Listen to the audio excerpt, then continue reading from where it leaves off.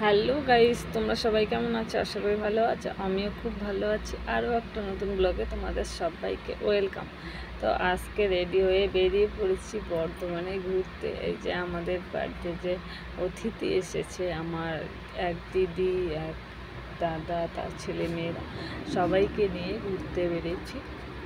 এখন এসে গেছি কাঞ্চনতলা কাঞ্চনতলা রথতলা নাকি যেন একটা, কাঞ্চননগর রথতলা চলে এসেছি। এখানে হলো একটা মন্দির আছে, এটা মন্দিরটার নাম হলো কঙ্কাল কালীবাড়ি, মানে কালী ঠাকুরের মূর্তি। ওই যে দেখতে পাচ্ছ, ভালো করে বোঝা যাচ্ছে না। তো এখানে এসেছি ঘুরতে, সবাই মিলে ঘুরছিলাম, খুব মজা করছিলাম, আনন্দও করছিলাম।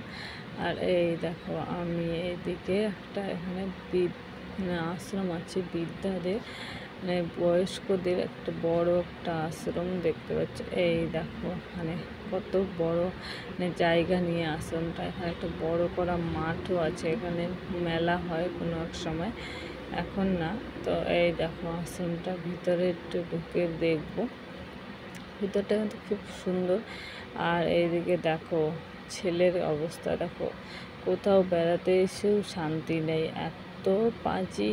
এই যে আইসক্রিম খেয়ে কি লাগিয়েছে মুখে ঢুকে, এর জন্য একটা গামছা বেঁধে দিয়েছি গলায়। আর এইদিকে এখানে আমরা ছবি তুলছিলাম, ফুলের গাছ ছিল, সুন্দর বসার জায়গা ছিল। এখানে একটা সুইমিং পুলের মতন ছিল, কিন্তু ওটা না, ওখানে মাছ আছে।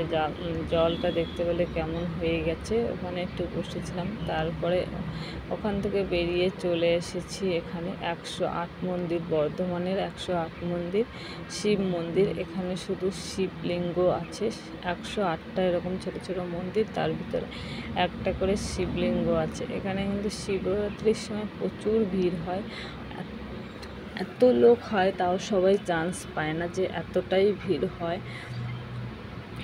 তো এখানে পুরো এরিয়াটা ঘুরতে কিন্তু অনেকটাই দাম লাগে। এখানে গোল করা কি চারকোনা, চারো পাশে ঘুরে ঘুরে 108 মন্দিরটা, তারপরে বেরিয়ে গেলাম।